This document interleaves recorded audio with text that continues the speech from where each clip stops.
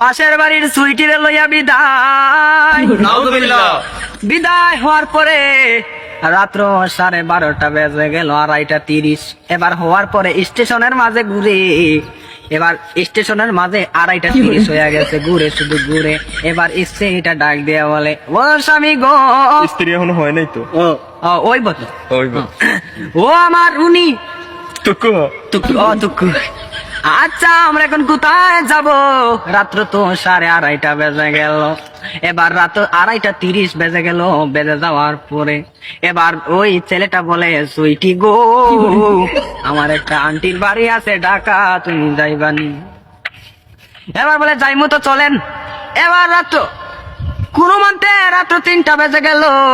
বেজে যাওয়ার পরে ঢাকা গিয়ে রওনা হওয়ার পরে আন্টির দরজার মাঝে গিয়া নক দে। আন্টি তো আর ঘুম থেকে উঠে না, দিনটা না কেন?